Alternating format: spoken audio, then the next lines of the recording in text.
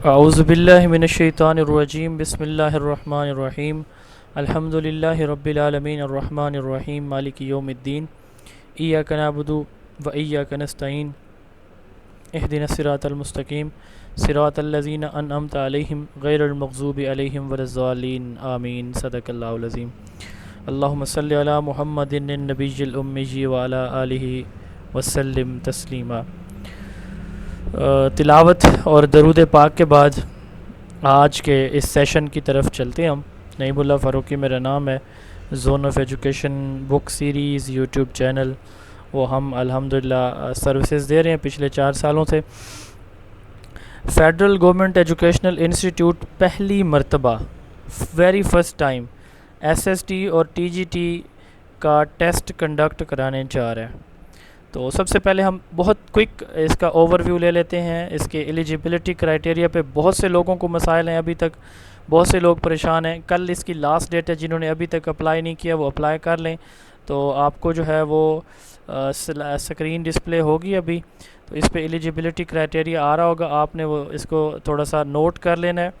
इसमें टीजीटी की जब हम बात करते हैं, सॉरी एसएसटी की, तो एसएसटी में वो लोग एलिजिबल हैं जिनके पास 16 ईयर क्वालिफ़िकेशन एकेडमिक डिग्री है, किसी भी सब्जेक्ट के अंदर है, प्लस उनके पास बीएड का होना ज़रूरी है। हाँ, अगर किसी भी कैंडिडेट के पास master in education educational planning and management EPM के अंदर है, सिर्फ इस सब्जेक्ट के अंदर मास्टर इन एजुकेशन है, तो वो बीएड के बगैर भी एलिजिबल है। अदरवाइज़ जिन लोगों ने बीएस एजुकेशन किया हुआ है या सिर्फ एमए एजुकेशन किया वो एलिजिबल नहीं है। इसी तरह किसी भी मतलब कोई भी आपकी बैचलर डिग्री है, चाहे वो बीए है, बीएससी है, बीएस है, उसके साथ आपके पास बीएड की डिग्री है, तो आप इस पोस्ट के लिए एलिजिबल है। नंबर 2 हम बात कर लेते हैं सिलेबस की। तो एफजीईआई ने बेसिकली ये जो आपको स्क्रीन पे नज़र आ रहा है ना, syllable for the post of, ये 6 माह पहले एफपीएससी ने सेम सिलेबस अपनी वेबसाइट पे दिया है। इन अकल के अंधों को इतना भी ख्याल नहीं आया कि इन्होंने सिलेबस को वहाँ से कॉपी किया, तो वो जो उनकी कंडीशंस लिखी हुई थी वही वाली इन्होंने यहाँ पे भी क्वालिफ़िकेशन की लिखी हुई हैं। हालांकि ऐसा नहीं है। इसका सिलेबस और आपका जो सिलेबस एफपीएससी की जो क्वालिफ़िकेशन रिक्वायरमेंट थी और जो एफजीआई की है, इनमें थोड़ा सा डिफरेंस है। बहरहाल हम अपने टॉपिक की तरफ आते हैं। सिलेबस क्या होगा? इस सिलेबस के 2 पार्ट हैं आपके एसएसटी के। Vocabulary, grammar usage and sentence structuring, 20 marks का पेपर यहाँ से आएगा, जिसमें आपके कम अज़ कम 6 से 7 एमसीक्यूज़ सिनोनिम एंड एंटोनिम्स के होते हैं।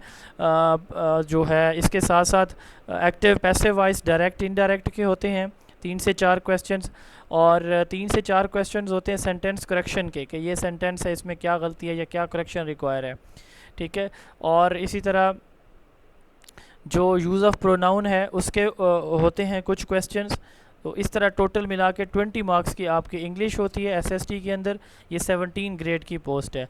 और ये बाकी एरिया सारा जो है वो प्रोफेशनल पैडागोजी है, जिस पे अल्हम्दुलिल्लाह जोन ऑफ एजुकेशन एकेडमी पूरे पाकिस्तान में अपनी बेहतरीन सर्विसेज दे रही है। आप में से बहुत से लोग शायद मुझे पहले जानते होंगे या हमारे चैनल बुक्स इन चीज़ों के साथ, सेशंस के साथ जुड़े हुए हैं। जो न्यू लोग हैं उनको मैं ये बताना चाह रहा हूँ कि हमने ये सेशन स्टार्ट नहीं कराया था। हमें बहुत से लोगों ने कई दफ़ा कहा कि सर सेशन स्टार्ट कराएं, चूँकि हमें सिलेबस नहीं कंफर्म था, तो हमने बिल्कुल भी ये नहीं सोचा कि हम जो है फ़ीस ले लें और सेशन स्टार्ट कर दें। नो, अब सिलेबस आ चुका है, तो इंशाल्लाह ताला अकॉर्डिंग टू द सिलेबस हमने सेशन का आगाज़ करना था 18 तारीख परसों का। लेकिन स्टूडेंट बहुत परेशान, सर आज कराएं, हमारा दिन कम है।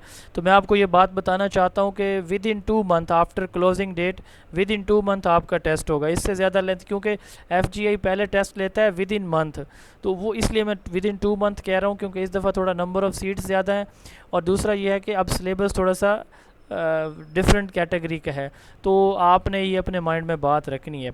बाकी जो भी आपका सब्जेक्ट है, अगर आपने टीजीटी के लिए अप्लाई किया हुआ है, तो इसमें भी 20 मार्क्स की इंग्लिश यही वाली शामिल है और 40 मार्क्स की पैडागोजी शामिल है, ठीक है। तो हम अपने टॉपिक की तरफ आते हैं। इस तरह सिलेबस के हवाले से जो भी आपके क्वेश्चन हैं वो फिर हम एंड पे लेंगे। तमाम को कैंडिडेट जिन्होंने अभी अभी ये सेशन ज्वाइन किया है थोड़ा सा लेट, तो ग्रुप के अंदर मैंने एक प्री टेस्ट का लिंक भेजा हुआ है।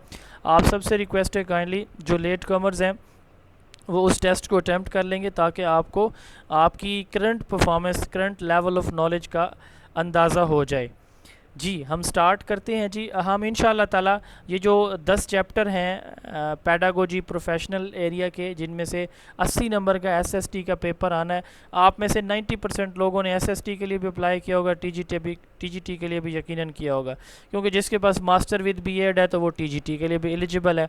तो इसमें हम जो है इस वक्त जो क्लास लेने जा रहे हैं ये एसएसटी के लिए है। तो इसमें ये जो डाटा आपको पढ़ाया समझाया जाएगा ये आपके एसएसटी का 80% है, और इसी तरह जो 40% आपकी टीजीटी की हर कैटेगरी की सीट है उसके लिए ये आपके काम आएगा।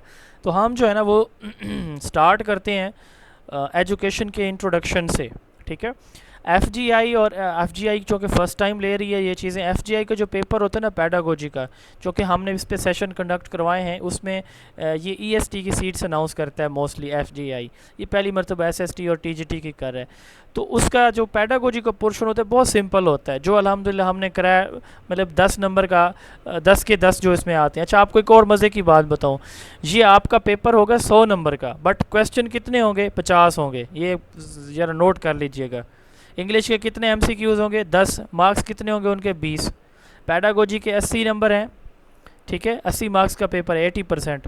तो कितने होंगे पेपर में सवाल? 40 क्वेश्चंस होंगे, ठीक है। पैडागोजी की एसएसटी की बात कर रहा हूँ, ठीक है। तो इसमें तो 50 एमसीक्यूज़ पे मुश्तमिल पेपर होता है, 100 एमसीक्यूज़ वाला नहीं होता ये जो एफजीआई का है। तो इसलिए आपको मेहनत ज़्यादा साफ है। जब किसी का एक गलत होता है तो उसकी 2 गलतियाँ हैं, एक ठीक होता है तो 2 ठीक। तो इसलिए थोड़ी सी मेहनत यहाँ पे ज़्यादा चाहिए होती है, और टाइम बहुत लिमिटेड सा होता है। क्वेश्चन इंशाल्लाह ताला आप लोग अपने माइंड में रखें, हम एंड पे लेंगे। स्टार्ट हम करते हैं एजुकेशन से। ये वो स्लाइड है जहाँ से आपका तकरीबन हर उसमें कमीशन के पेपर में एक सवाल आता है इस स्लाइड से। एजुकेशन जो है ना ये एक लैटिन वर्ड एजुसर या एजुकेयर से डिराइव किया गया है। एजुसर या जी स्लाइड शो हो रही है जी? स्लाइड शो नहीं हो रही जी मेरी तरफ से शो हो रही है, बाकी अच्छा जिन लोगों को जिनको नहीं हो रही मेरी बात सुन लें। ओके ओके फाइन है। जिनको नहीं हो रही हमारी तरफ से कोई इशू नहीं है, उनके पास 2 ऑप्शन है, लीव करके दोबारा ज्वाइन कर लें, या फिर आप लोगों को ग्रुप के अंदर ये नोट्स मिल चुके हैं वो डाउनलोड करके ओपन कर लें। Slide number 1। वर्ड एजुकेशन एक लैटिन वर्ड एजुसर या एजुकेयर से डिराइव किया गया। ये 2 ओरिजिन मिलते हैं इस वर्ड के। कितने मिलते हैं? 2, एजुसर और एजुकेयर। एजुसर का मतलब क्या होता है? ड्रा आउट, ब्रिंग आउट या लीड। ड्रा आउट मिसाल के तौर पर अभी हमने प्री टेस्ट आपसे लिया ना, तो इसका मकसद क्या था? टू ड्रा आउट समथिंग, कि कितना कुछ जानते हैं आप, ठीक है, वो हमने बाहर निकालना है। इसी तरह वर्ड एजुकेशन का मतलब क्या होता है? ड्रा आउट, ब्रिंग आउट या लीड। मोहतरमा मैंने बता चुका हूँ कि मेरी तरफ से शो हो रही है, आपका इशू है ये, आपके पास नेटवर्क कमज़ोर होगा। आप या तो इसको लीव करके ज्वाइन कर लें या ग्रुप में मैंने आपको नोट्स भेज दिए वो देख लें। तो अब देखें, ड्रा आउट, ब्रिंग आउट या लीड, ये इसके मतलब होते हैं, बाहर निकालना, ठीक है। ड्रा आउट का मतलब ब्रिंग आउट भी बाहर निकालना, यानी जो सलाहियत इंसान के अंदर मौजूद हैं उनको बाहर निकालने का नाम क्या है? एजुकेशन है। जो पोटेंशियल अल्लाह ताला की तरफ से इंसान को अता किए गए हैं तो उनको बाहर निकालने का नाम क्या कहलाता है? एजुकेशन कहलाता है। दूसरा है एजुकेयर। एजुकेयर का मतलब है ब्रिंग अप। अब ब्रिंग अप का लफ्ज़ी मतलब क्या होता है? ऊपर लाना। मतलब ये है कि एक शख्स है जो एजुकेशन के ज़रिए जिसने तालीम हासिल की हो और वो बहुत ऊपर आ जाता है। यानी तालीम मेयार ज़िंदगी को बेहतर बनाती है, तालीम लोगों की सोच को बेहतर करती है, तालीम लोगों के किरदार को बेहतर करती है। तो ये है इसका मतलब। माइक किसी का ऑन है ऑफ़ कर दें। तो एजुकेयर का मतलब क्या है? ब्रिंग अप, ठीक है। तो ये यहाँ से अक्सर पूछा जाता है कि एजुकेशन किस लैंग्वेज का वर्ड है, एजुसर का मतलब क्या होता है, ये पूछा गया है 2-3 मरतबा। एजुकोलॉजी जैसे हम करते हैं ना, पढ़ते हैं sociology, study of societies, biology, study of life, अच्छा इसी तरह जियोलॉजी, स्टडी ऑफ अर्थ। तो अब इसी तरह होता है एजुकोलॉजी, स्टडी ऑफ एजुकेशन। ये स्टीनर ने कहा, डिफ़ाइन किया था इसको 1981 में, ये टर्म इंट्रोड्यूस करो, एजुकोलॉजी। एजुकेटम, आर्ट ऑफ टीचिंग, टीचिंग करने का जो हुनर होता है, स्किल होती है, इसको एजुकेटम कहा जाता है। एजुकेशन की बहुत सारी डेफिनेशन है, उनमें सबसे अच्छी डेफिनेशन ये वाली है, acquisition of knowledge, skills, values, beliefs and habits. इल्म रखना, नॉलेज, एक्विजिशन ऑफ नॉलेज। आप देखें हम अल्लाह ताला के बारे में कितना इल्म रखते हैं, अपने आप के बारे में कितना रखते हैं, ज़मीन के बारे में, आसमान के बारे में कितना इल्म रखते हैं, ये हमारा नॉलेज होता है। अब किसी को दीन का इल्म, नमाज के बारे में, ज़कात के बारे में, हज के बारे में, जिहाद के बारे में किसी को कितना इल्म है, किसी को साइंस के या मैथ के बारे में कितना इल्म। अब मैं अपनी बात करूँ तो मुझे मैथ का इतना इल्म नहीं है, मुझे एजुकेशन का इल्म है। तो एक्विजिशन ऑफ नॉलेज, इल्म सीखना। Number 2 skill. स्किल क्या है? एक बंदा गाड़ी चला लेता है कि नहीं चला सकता, एक पढ़ा सकता है कि नहीं पढ़ा सकता, ये स्किल्स हैं। किसी काम का करने का जो तरीक़ाकार होता है, माइक ऑफ कर दे प्लीज़। किसी काम करने का जो तरीक़ाकार होता है उसको हम क्या कहते हैं? ये बुशरा कौन है, प्लीज़ अपना माइक ऑफ करें मोहतरमा। अच्छा, किसी काम को करने का तरीक़ाकार, उसको क्या कहते हैं? स्किल कहते हैं। अच्छा, तो इल्म हासिल करना, स्किल हासिल करना, वैल्यूज़। वैल्यूज़ अच्छाई बुराई को कहते हैं। ये जो हमारी अक़दार होती है ना, रेस्पेक्ट है, ऑनर है, एम्पैथी है, सिंपैथी है, राइट एंड रॉन्ग है, सच बोलना, ये वैल्यूज़ हैं, ये सीखना। नंबर 4 बिलीव्स, अकायद सीखना। अल्लाह ताला एक है, अल्लाह ताला सब कुछ करने वाला है, अल्लाह के सिवा ना कोई मदद कर सकता है, हम सब अल्लाह के मुताज हैं, रसूलुल्लाह सल्लल्लाहु अलैहि वसल्लम अल्लाह के आखिरी रसूल हैं, हमने मरने के बाद अल्लाह के यहाँ पेश होना है, ये हमारे फंडामेंटल बिलीव्स हैं। एंड देन हैबिट्स, हमारे रिपीटेड एक्शंस जो डेली रूटीन में होते हैं। इन सारी चीज़ों को सीखने का नाम कलेक्टिवली क्या कहलाता है? एजुकेशन कहलाता है। United Nation Education, Scientific and Cultural Organisation, UNESCO, अक़वाम मुत्तहिदा यूएनओ का एक इदारा है, और ये SDG 4 सस्टेनेबल डेवलपमेंट गोल 4, आप के पेपर में ये सवाल आ सकता है कि which goal is related to education, what is the current target of literacy of Pakistan according to SDG 4, what is the target year of, what is the year of completion of SDG 4, ठीक है, when SDG 4 was created, ठीक है, how many total SDGs are there according to UNESCO और UNO। मतलब ये है कि इस तरह से सवाल आ सकता है, तो इसके बारे में थोड़ा सा देख लेते हैं। ये जो डेफिनेशन अभी हमने देखी है ना, ये जो डेफिनेशन हमने देखी है ना, ये डेफिनेशन जो है, ये यूनेस्को की SDG 4 के अंदर जो डेफिनेशन है, ये वही वाली है, ठीक है। अब हम इनका थोड़ा सा तारुफ देख लेते हैं कि SDG 4 क्या होता है। 2000 के अंदर, 2000 सन 2000 में सेनेगाल के अंदर, ये सेनेगाल के अंदर डाकार कॉन्फ्रेंस हुई थी, इसको वर्ल्ड एजुकेशन फोरम का नाम भी दिया जाता है। इसके अंदर कुछ डिसीजन लिए गए थे। वो डिसीजन ये थे कि जो प्लानट है ना, उस वक्त 164 ममालिक यूनाइटेड नेशन के मेंबर कंट्रीज़ थे, इंक्लूडिंग पाकिस्तान भी उसमें शामिल था। तो 2000 के अंदर एक मीटिंग कॉल की गई, डाकार कॉन्फ्रेंस इसको कहा जाता है, सेनेगाल के अंदर। तो उसका जो थीम था वो ये था कि 8 गोल्स बनाए गए। उन गोल्स को नाम दिया गया था millennium, the millennium development goals. Millennium कहते हैं 1000 साला मंसूबे को। अब मैं सारे गोल्स की बात नहीं कर रहा, उसमें जो गोल 2 था ना, उसका फोकस था अचीव यूनिवर्सल प्राइमरी एजुकेशन।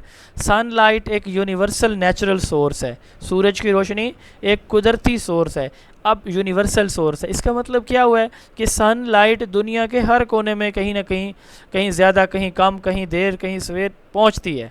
इसको यूनिवर्सल चीज़ वो होती है जो हर एक की एक्सेस में होती है चीज़, ठीक है। तो इसका फोकस क्या था? MDG 2 का achieve universal primary education, millennium development goal 2, इसका फोकस था। ये कब बनाए गए? 2000 में, कि 2015 तक इनका टारगेट सेट किया गया। 2015 में जो ये जो गोल्स है ना, MDG 2 और बाकी सारे, ये अचीव कर लिए जाएंगे। अब अचीव यूनिवर्सल प्राइमरी एजुकेशन का मकसद, यूनिवर्सल प्राइमरी एजुकेशन का मकसद ये था, ठीक है, कि 2030 तक सारे के सारे बच्चे जो 164 ममालिक में हैं, अभी आ जाएगा बेटा, ये आ गया। आप उस रूम में जाके बैठो, मैं क्लास पढ़ा लूँ, जाओ जाओ जाओ, शाबाश, ये ठीक है, यही फ़ोन ले जाओ ले जाओ ले जाओ। अच्छा, यहाँ मतलब कि 2000 में ये टारगेट सेट किए गए कि 2015 तक इन 164 ममालिक के हर बच्चा जिसकी एज जो है ना, वो प्राइमरी स्कूल गोइंग एज बच्चे की होती है वो सारे के सारे स्कूलों के अंदर होंगे। अचीव यूनिवर्सल प्राइमरी एजुकेशन का ये फोकस था। अब कितने गोल बनाए गए? 8। ठीक है, गोल कौन सा एजुकेशन से रिलेटेड था? गोल 2। कब टारगेट अचीव होना था? 2015 में। ये टारगेट अचीव नहीं हुए तो फिर 2015 में इनको चेंज किया गया। 2014 में इस पर रिव्यू हुआ, देखा गया कि कोई तरक्की नहीं हुई, प्रोग्रेस नहीं है, तो फिर क्या किया गया? 2015 में एक सेकेंड मीटिंग कॉल की गई, ठीक है, UNESCO general conference Paris France के अंदर। कहाँ पे? पेरिस फ्रांस के अंदर। अब इसमें क्या फोकस किया गया? इसमें ये फोकस किया गया कि इन गोल्स को चेंज कर दिया जाए। 2000 में बनाए गए, 15 में टारगेट अचीव होना था, नहीं हुआ, चेंज कर दिया जाए। अब वो चेंजिंग कौन कौन सी की गई? सबसे नंबर 1 बात ये की गई कि इन गोल्स का नाम चेंज किया गया, मिलेनियम से सस्टेनेबल डेवलपमेंट गोल्स। अब सस्टेनेबिलिटी का मतलब क्या होता है? सस्टेनेबिलिटी का मतलब ये है चीज़ों का मुनासिब इस्तेमाल, गैर ज़रूरी इस्तेमाल से परहेज़। मिसाल के तौर पर हम बात करते हैं कि आपके घर में मतलब उसमें टैंकी का पानी आप यूज़ करते हैं, बिजली चली जाती है, नलका नहीं लगा हुआ, कोई और पानी का सोर्स नहीं है, अब बिजली चली जाती है, टैंकी आधी है, तो आप लोग जो है ना वो पहले की तरह वज़ू करेंगे? जैसे हम पहले एक वज़ू के लिए हम टूटी खोलते हैं और 5 मिनट टूटी खुली रहती है, 10 लीटर पानी निकल जाता है, क्या उस दिन हम ऐसा करेंगे? जी सवाल है आपसे, क्या कोई ऐसा करेगा उस दिन? नो। कैसे यूज़ करेंगे पानी को? नो। कैसे यूज़ करेंगे? लिमिटेड यूज करेंगे। लिमिटेड मतलब जितना ज़रूरत है उतना करेंगे ना। वज़ू अब करना है ना जी, वज़ू हो जाएगा। क्या हम जी। अपनी डेली लाइफ में, एवरीडे लाइफ में क्या ये काम क्या करते हैं? जब हमारे पास टैंकी भरी होती है, बिजली मौजूद होती है, नहीं करते। तो सस्टेनेबिलिटी का नो। मतलब ये है कि चीज़ों का गैर ज़रूरी इस्तेमाल बंद कर देना और जितना ज़रूरत है उतना इस्तेमाल करें ताकि आने वाली नस्लें मुतासर ना हों। बहरहाल मिलेनियम का था 1000 साला मंसूबा, ये है सस्टेनेबिलिटी की डेफिनेशन। तो पहले तो नाम चेंज किया गया। दूसरा गोल, इसमें 8 थे, इसमें 17 बनाए गए। इसमें गोल 2 एजुकेशन से रिलेटेड था। अब हमारा जो मौजूदा गोल है वो SDG 4 है, ये एजुकेशन से रिलेटेड है। इसमें टारगेट था 2015 तक अचीव होना और अब कितना है? 2030 में अचीव होना, तो इसलिए SDG 4 चल रहा है। इसका टाइटल था अचीव यूनिवर्सल प्राइमरी एजुकेशन और इसका टाइटल क्या है? क्वालिटी एजुकेशन, ये लिखा हुआ है, ठीक है। तो ये SDG की कहानी है जिसका मैंने आपको बताया है। इसके अकॉर्डिंग अब ये पाकिस्तान अगेन इसका सिग्नेटरी था, तो 2030 तक हमने इसका जो टारगेट है ये अचीव करना है इंशाल्लाह ताला। 100% लिटरेसी को हमने जो है वो लेके आना है ऊपर। तो ये माइक किसी का ऑन है, प्लीज़ ऑफ कर दें, माइक ऑफ कर दें प्लीज़। मोहम्मद अफान दानिश साहब प्लीज़ अपना माइक ऑफ रखें सर। अफान दानिश साहब माइक ऑफ कर दें प्लीज़।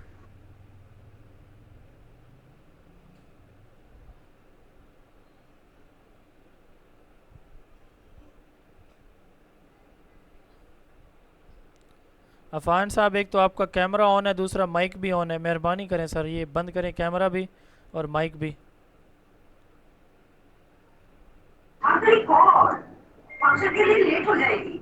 सर माइक ऑफ करें और कैमरा ऑफ करें, फिर मैं आपको क्लास से रिमूव कर सकता हूँ, फिर यही ऑप्शन बचता है मेरे पास।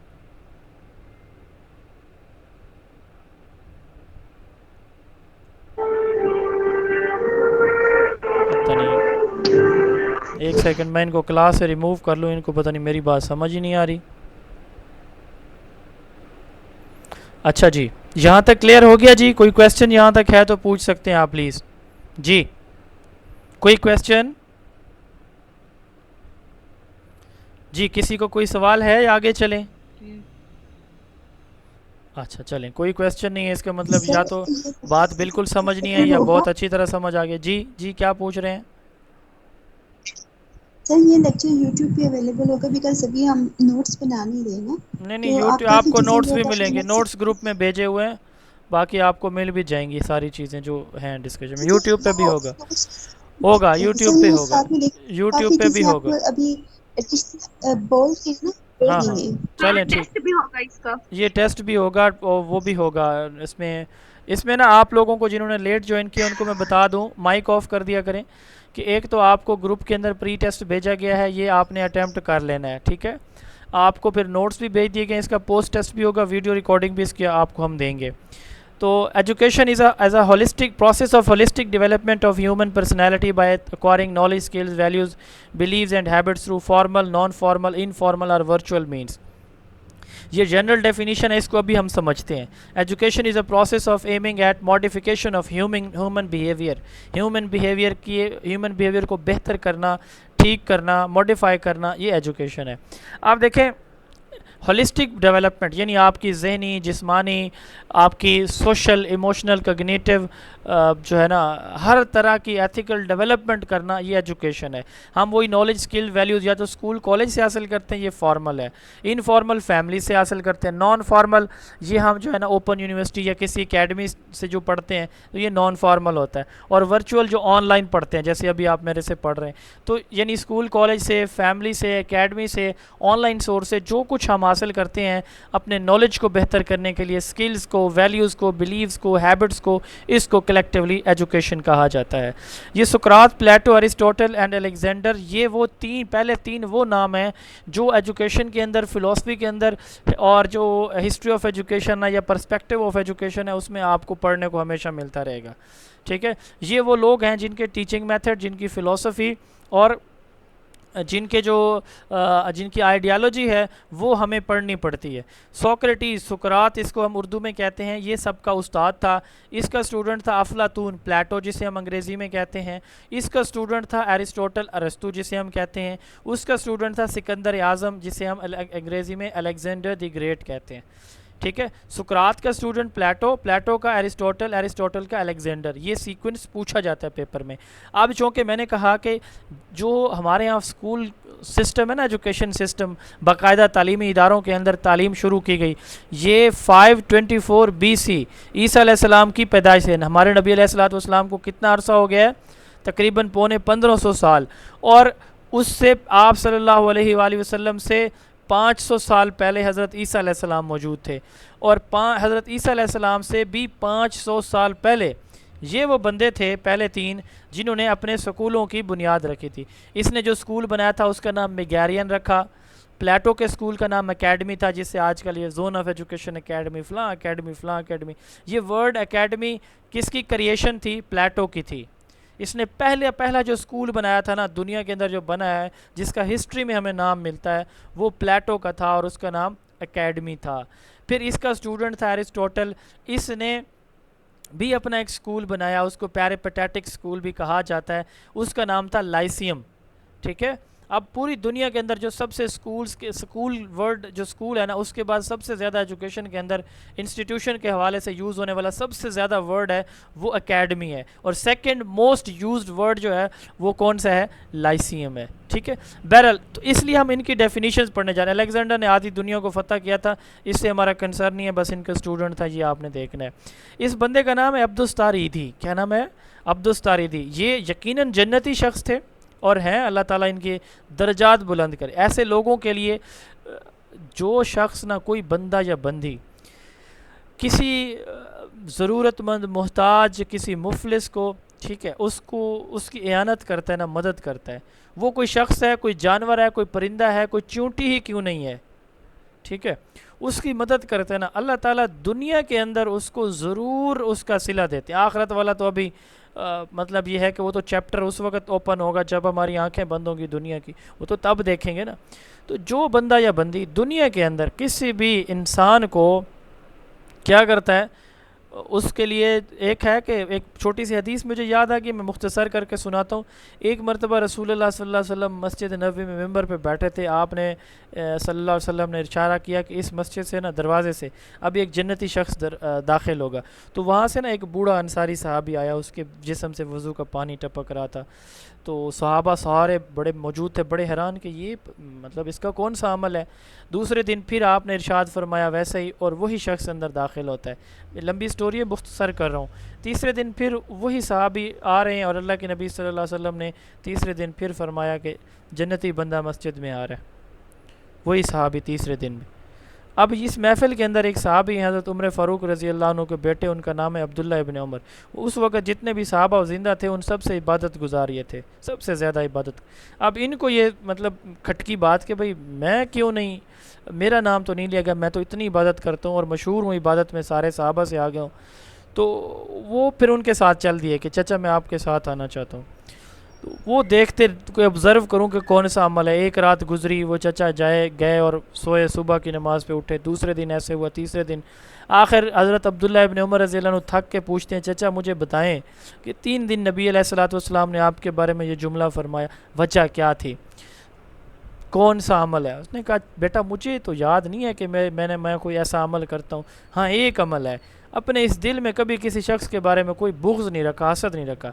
इस दिल के अंदर अल्लाह की मखलूक की मोहब्बत भरी हुई है, लोगों की मोहब्बत भरी हुई। आप देखें वो बंदा जिसके दिल में सिर्फ मोहब्बत है, वो बस बुग़्ज़ नहीं रखता, उसके लिए इमाम कायनात सल्लल्लाहु अलैहि वसल्लम 3 दिन फरमा रहे हैं जन्नती है। और ये बंदा जिसने सारी ज़िंदगी लोगों को सर्व किया, यतीम, गरीब, मस्कीन, मुफलिस, बेघर को, उसका क्या मकाम होगा। बहरहाल लंबी बहस नहीं है हमारा ये टॉपिक। फिर ये सुकरात ने यही बात की कि ये इंसान, हर इंसान के ना जहन के अंदर अल्लाह ताला ने एक अच्छाई रखी हुई है, उसको कहते हैं वैलिडिटी। और वो क्या होती है? लेटेंट होती है, हिडन होती है। सुकरात कहते हैं कि ब्रिंगिंग आउट, अभी हमने पढ़ा था ना एजुकेयर, ब्रिंग आउट, बाहर निकालना। एजुसर सॉरी पढ़ा था, उसका हमने उसमें पहले पढ़ा ब्रिंग आउट, ठीक है। तो आप देखें bringing out of ideas of universal validity, वो जो कुदरती अच्छाइयाँ हैं ना जो कि लेटेंट होती हैं, छुपी होती हैं, कहाँ? माइंड, दिमाग के अंदर हर इंसान के, उनको बाहर लाना ताकि अब्दुस्तारीदी जैसे बंदे पैदा हों, इसका नाम एजुकेशन है। दूसरी डेफिनेशन ये प्लेटो उसके स्टूडेंट के ये कहते हैं कि development of mind and body, mind and body के डेवलपमेंट का नाम क्या है? एजुकेशन है, ठीक है। यानी ह्यूमन बॉडी के भी और माइंड के भी, यानी एक हेल्दी माइंड बने और एक हेल्दी बॉडी हो, ये एजुकेशन है। तीसरी डेफिनेशन है किसकी? एरिस्टोटल की। ये क्या कहते हैं? ये कहते हैं a sound mind in a sound body, ठीक है। यानी एक हेल्दी जिस्म के अंदर एक हेल्दी बॉडी। ये बाबर आजम है आपके क्रिकेट टीम के कैप्टन, ठीक है। ये उनका बचपन है। ये बॉल बॉय थे, बाउंड्री के बाहर ना गेंद पकड़ते थे बचपन में, ये उनके वालिद हैं, ठीक है। तो अब ये डेफिनेशन बाबर आजम को रख के सामने हम पढ़ने की कोशिश हम करेंगे। ये दूसरी एक तो है ना कि साउंड माइंड यानी हेल्दी माइंड है, उसके अंदर एक हेल्दी बॉडी है, ये एरिस्टोटल ने कहा कि एजुकेशन है। हेल्दी माइंड से मुराद ये है कि पॉजिटिव माइंड, ठीक है। Education is a process of training man, education किसी शख्स को ट्रेन करने का नाम है, टू फुलफिल हिज एम, ताकि वो अपने मकासद पूरा करे जितने भी उसके मकासद हैं। कैसे? By exercising all the faculties, ठीक है, अपनी तमाम तर सलाहियतों को यूज़ करके, to fullest extent as a member of society, society के मेंबर के तौर पर। ये देखें यहाँ से यहाँ तक पहुँचने का अमल एजुकेशन है according to Aristotle. Education is a process of training man to fulfil his aim by exercising all the faculties, faculty से मुराद सलाहियतें, to fullest extent as a member of society. John Dewey American थे। अब John Dewey को हम क्यों पढ़ रहे हैं? आपका मौजूदा जो निज़ाम तालीम है सारे का सारा इसकी मेथडोलॉजी पे स्टैंड कर रहा है, स्कूल एजुकेशन सिस्टम का। आपने एक्टिविटी बेस्ड लर्निंग टीचिंग पढ़ी होगी, सुनी होगी। ये उसके फाउंडर हैं जॉन डेवी, अमेरिकन थे, यूएस, ठीक है। आपका जो करिकुलम है इस वक्त सिंगल नेशनल करिकुलम, जिसका नाम अब चेंज करके नेशनल करिकुलम पाकिस्तान 2020 रखा हुआ है हमने, तो ये भी किस पे बेस करता है? ये भी एक्टिविटी बेस्ड करिकुला है, ये भी जॉन डेवी की थिंकिंग पे स्टैंड कर रहा है। तो इसको कहते हैं रिकन्स्ट्रक्शन। इसने डिफ़ाइन कैसे किया, इसलिए हम इसकी डेफिनेशन भी पढ़ रहे हैं, रिकन्स्ट्रक्शन ऑफ एक्सपीरियंसेस। अब एक्सपीरियंसेस से क्या मुराद है? सवाल आपसे मेरा ये है, आप फीमेल भी हैं मौजूद और मेल भी मौजूद हैं, कि एक बच्चा जिसको हम जो है ना वन व्हीलिंग नहीं सिखाते, बाइक चलानी सिखाते हैं, ठीक है, तो वो उसको मतलब ये है कि इतना रिकन्स्ट्रक्ट करता है कि जो चीज़ नहीं सिखाई जाती वो भी सिखा। आपने ये भी सुना होगा कि जो कुछ बच्चे, बल्कि ऑब्ज़र्व किया होगा, कुछ बच्चे ऐसे होते हैं जिनको टीचर एक टॉपिक नहीं बताता लेकिन वो टीचर को भी परेशान कर देते हैं बाज़ औक़ात, इतनी उनकी थिंकिंग या इतनी उनके पास आइडियोलॉजी होती है, इंटेलिजेंस होती है। ऐसे होता है, कभी आपने देखा, ऑब्जर्व किया? जी, ऐसे होता है ना? मेरी आवाज़ आ रही है आप लोगों को? जी सर। रिकंस्ट्रक्शन ऑफ एक्सपीरियंसेस का नाम यही है कि एक चीज़ जो सीखी जाए उसको और बेहतर तरीके से करने की सलाहियत आ जाना। मिसाल के तौर पर आपने कोई कुकिंग सीखी है तो उसमें मज़ीद रिफाइनमेंट लेकर आना, आपने किसी काम करने का कोई ढंग तरीका सीखा है तो उसको मज़ीद बेहतर तरीके से करने लग जाना, ये रिकंस्ट्रक्शन ऑफ एक्सपीरियंसेस कहलाता है। एजुकेशन के ना 4 एलिमेंट्स होते हैं, 4 ही इसकी फाउंडेशंस होती हैं। अब सबसे पहले देखें एलिमेंट्स ऑफ एजुकेशन में ऑब्जेक्टिव, फिर करिकुलम, फिर पैडागोजी और एवेलुएशन। अब ऑब्जेक्टिव से क्या मुराद है? आप ये कोर्स क्यों पढ़ रहे हैं मेरे पास? आपका एक पीछे ऑब्जेक्टिव है, to qualify the written exam of FGEI SST, ये ऑब्जेक्टिव है। करिकुलम, इसके लिए हमारे ये नोट्स हैं। पैडागोजी जो मैं इस वक्त आप लोगों को पढ़ा रहा हूँ। एवेलुएशन जो मैं आपका टेस्ट लूँगा। इसी तरह हमारे स्कूल्स के अंदर आप देखें तालीमी मकासद होते हैं, फिर आपके पास बुक्स मौजूद होती हैं। उन बुक्स को पढ़ाने के लिए पैडागोजी कहते हैं टीचिंग को, टीचिंग लर्निंग को, तो उसके लिए फिर पढ़ाया जाता है। एंड एवेलुएशन वो इम्तिहान जो होता है। तो ये 4 कंपोनेंट होते हैं। उसके बाद फाउंडेशंस ऑफ फाउंडेशन किसी चीज़ के आप कह लें कि दीवारों को कह सकते हैं। कमरे की 4 दीवारें, इस तरह एजुकेशन की भी 4 दीवारें हैं जिन पे उसकी छत मौजूद है। हम देखें ना, हमने अभी बात की ऑब्जेक्टिव्स की। ऑब्जेक्टिव्स ऑफ एजुकेशन हम कहाँ से लेते हैं? फ़िलासफ़ी ऑफ एजुकेशन से लेते हैं कि हमारे बच्चों के अंदर ये चीज़ें मौजूद होनी चाहिए, सच्चाई हो, दयानतदारी हो, रिलीजियस एक्सट्रीमिज़म ना हो, पैट्रियोटिज़म हो। ये मुख्तलिफ मकासद तालीम है। ये हम आइडियालॉजी ऑफ पाकिस्तान और आइडियालॉजी ऑफ इस्लाम से, ये फ़िलासफ़ी है, philosophy of Islamic philosophy, philosophy of Pakistan, 2 कौमी नज़रिया जो आपकी आइडियालॉजी है। तो हम फ़िलासफ़ी से आइडियाज़ लेते हैं। साइकोलॉजी से हम लेते हैं कि करिकुलम किस क्लास के लिए कौन सा बनाया जाए, ठीक है, और टीचिंग मेथड कौन सा हो। सोशियोलॉजी हमें बताती है कि हमारी इस वक्त सोसाइटी की ये ज़रूरियात हैं। और हिस्ट्री का बड़ा रोल होता है। हिस्ट्री जो है ना बड़ा की रोल प्ले करती है किस चीज़ के अंदर, किसी भी एजुकेशन सिस्टम के अंदर। अब हम जब भी तारीख़ पढ़ते हैं तो हमारी पाकिस्तान की तारीख़ शुरू होती है मोहम्मद बिन कासिम के अराइवल इन सिंध, ठीक है। तो मोहम्मद बिन कासिम सिंध में आए तो वहाँ से तारीख़ इस्लाम शुरू होती है हमारी कि पहला मुस्लिम मोहम्मद बिन कासिम आया। तो बात करने का मकसद ये है। इसी तरह फिर इस्लामिक हिस्ट्री की हम बात करें, पाकिस्तान की पार्टीशन की बात करें तो उसमें कि पाकिस्तान की पार्टीशन से पहले कितने इदारे मौजूद थे। पाकिस्तान जब बना ना उस वक्त 2 यूनिवर्सिटीज़ थी सिर्फ टोटल पूरे पाकिस्तान में, ईस्ट वेस्ट बंगला और पाकिस्तान में 2 यूनिवर्सिटीज़, पंजाब एंड ढाका, बस 40 कॉलेजेस थे सिर्फ। पूरे दोनों पाकिस्तानों में कितने थे? 40 कॉलेजेस, 44,000 स्कूल थे दोनों के अंदर। अभी सिर्फ पंजाब हमारा जो है इसमें 54,000 सरकारी स्कूल हैं और 30,000 प्राइवेट स्कूल हैं। यानी लगभग कोई 75,000 स्कूल सिर्फ पंजाब के अंदर हैं। सिंध, KP, आज़ाद कश्मीर, GB और इसी तरह बलोचिस्तान और फिर बांग्लादेश, वो आप देखें तो वो फिर लाखों में तादाद जाएगी। तो हिस्ट्री का ये रोल होता है। उसके बाद ही modes of education, there are 3 modes of education. Education के 3 मोड्स होते हैं। मोड कहते हैं किसी काम को करने का तरीक़ाकार या कोई चीज़ किस तरह हासिल की जाती है, उसको मोड।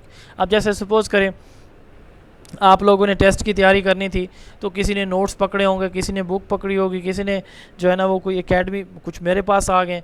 तो मतलब आपने सबने फोकस एक ही है, काम एक ही कर रहे हैं, पढ़ाई किस लिए? एग्ज़ाम की प्रिपरेशन के लिए। अब मोड डिफरेंट है, कोई इंटरनेट से यूट्यूब से सर्च करके पढ़ रहा है, कोई जोन ऑफ एजुकेशन एकेडमी से, और किसी के पास बुक्स पढ़ी हैं तो वो उनसे। इसी तरह एजुकेशन हासिल करने के भी डिफरेंट मोड्स होते हैं। ये डेफिनीशन अगर आप देखें ना तो इसमें हमने ज़िक्र किया है ये formal, informal and non formal. तो इन्हीं मोड्स की हम बात करें कि there are 3 modes of education, formal, non formal and informal. बहुत आसान है और बहुत इंपॉर्टेंट है। फॉर्मल एजुकेशन सिस्टम, ये हमारे जो स्कूल्स होते हैं ना, कॉलेजेस, यूनिवर्सिटीज़, जहाँ पे बाकायदा सरकारी बिल्डिंग, प्राइवेट बिल्डिंग मौजूद है, वहाँ पे बाकायदा क्लास वाइज सिलेबस होता है, वहाँ पे बाकायदा टीचर अपॉइंट किए जाते हैं। वो टीचर्स वहाँ पे बाकायदा क्लासेस लेते हैं रेगुलरली, ठीक है। सरकारी छुट्टी हो तो हो, अदरवाइज़ छुट्टी नहीं होगी। अच्छा, इनका बाकायदा इम्तिहान होता है, इम्तिहान के बाद बाकायदा इनको डिग्री दी जाती है और उस डिग्री के बेस पे उनकी कोई जॉब वगैरह भी होती है। ठीक है, तो फॉर्मल एजुकेशन क्या है? वो ऐसी तालीम जो बाकायदा इदारों में हासिल की जाती है, तालीमी इदारों के अंदर, जिसकी बाकायदा प्लान होता है, प्रॉपर इंस्ट्रक्शन यानी टीचिंग होती है, बाकायदा फॉर्मल असेसमेंट होती है, वहाँ पे एक हेड बैठा होता है, प्रिंसिपल होता है जो सुपरविजन करता है, सर्टिफिकेशन एंड पे आपको डिग्री भी मिलती है। इसके रूल्स एंड रेगुलेशन बड़े हार्ड एंड फास्ट होते हैं, रिजिड होते हैं। ठीक है, स्कूल कॉलेजेस की, यूनिवर्सिटी की जो तालीम है ये फॉर्मल एजुकेशन है। इसमें वो दीनी मदारस भी आते हैं जहाँ पे स्कूलिंग भी होती है, वो भी प्राइवेट स्कूल की तरह काम कर रहे होते हैं। दूसरी है जी नॉन फॉर्मल। अब आपने किसी एकेडमी से कोई तालीम हासिल कर ली, पाकिस्तान के अंदर ना, बल्कि दुनिया की बात कर लेते हैं। दुनिया की जो पहली ओपन यूनिवर्सिटी है ये 1969 में यूनाइटेड किंगडम में बरतानिया के अंदर यूके ओपन यूनिवर्सिटी बनी थी 1969 में। इसके 3 साल के बाद दुनिया की दूसरी, एशिया और पाकिस्तान की पहली यूनिवर्सिटी बनी ये अल्लामा इकबाल ओपन यूनिवर्सिटी। इसका पुराना नाम था पीपल्स ओपन यूनिवर्सिटी। उस वक्त चूँकि उसकी पीपल्स पार्टी की गवर्नमेंट थी पाकिस्तान में, भुट्टो साहब की, तो उन्होंने फिर जो है ना वो क्या किया था, इसका नाम रखा था पीपल्स ओपन यूनिवर्सिटी। 1972 में की पॉलिसी में इस पे जो है इसकी रिकमेंडेशन आई, 72 में काम शुरू हुआ, 74 में ये बन गई, 74 में मुकम्मल हो गई। लेकिन उसके 3 साल के बाद जब ये ऑपरेशनल हुई तो 3 साल के बाद इसका नाम चेंज करके पीपल्स ओपन यूनिवर्सिटी से AIOU अल्लामा इकबाल ओपन यूनिवर्सिटी रख दिया गया। अब उस वक्त इसका फोकस था कि जो अडल्ट्स होते हैं ना, ये अडल्ट्स बड़े, इनको एजुकेट किया जाए किसी तरह। लिटरेसी रेट जब पाकिस्तान बना 15% था, 1972 आ गया 26% था सिर्फ। अभी मौजूदा आपका लिटरेसी रेट 63% है, 62.8% है लेटेस्ट सर्वे के मुताबिक। तो अब बात करने का मकसद ये है कि इसको बूस्टअप करना, ये अडल्ट एजुकेशन के लिए उस वक्त पर। इसी तरह देहातों के अंदर घरों में ख़वातीन को जो है ना वो आर्जी तौर पर हायर किया जाता है 2-4 माह के लिए, इस तरह स्कूल बना के दिए जाते हैं देहातों में, दरख्त के नीचे, छप्पर के नीचे कहीं पे। तो वो भी नॉन फॉर्मल एजुकेशन है। वो पहले फॉर्मल की तरह नहीं होते प्रॉपर, ना टीचर परमानेंट होते हैं, ना क्लासेस वहाँ रेगुलर होती हैं, ना का सर्टिफिकेशन वाला कोई प्रोसेस होता है। तो इसके इमीडिएट ऑब्जेक्टिव है, मिसाल के तौर पर जी इन बच्चों को पढ़ना लिखना आ जाए, ये इमीडिएट ऑब्जेक्टिव है। प्लान्ड है, डिस्टेंस बेस होती है, ओपन यूनिवर्सिटी जैसे है तो डिस्टेंस बेस है।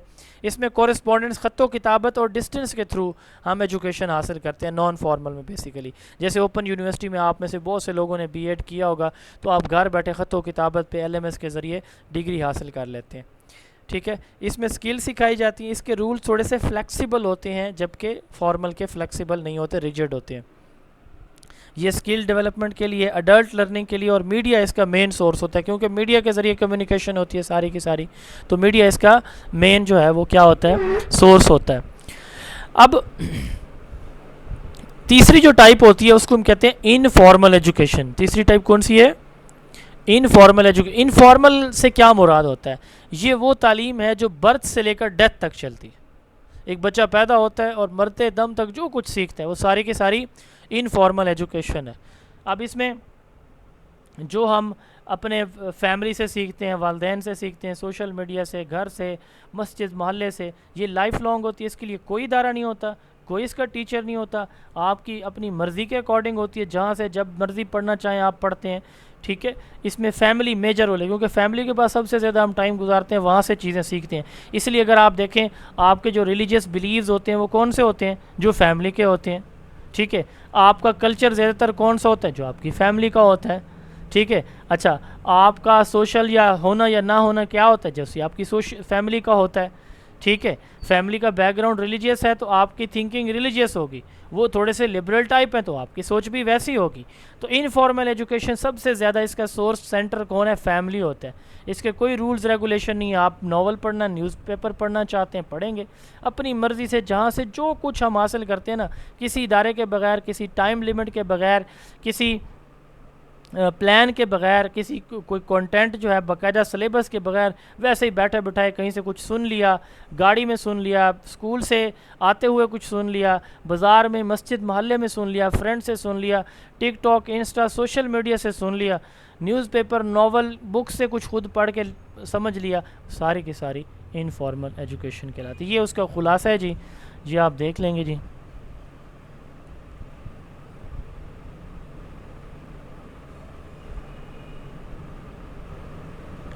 अच्छा एक बात बताएं, हमारे स्कूलों के अंदर क्या कुछ ऐसे बच्चे भी आते हैं जिनको छोटा छोटा मोटा कोई प्रॉब्लम होता है, मिसाल के तौर पर आई साइट वीक है, सुनते वो कम है, चलने में थोड़ा बहुत मसला होता है, आपके साथ कोई बच्चे ऐसे पढ़ते रहे हैं?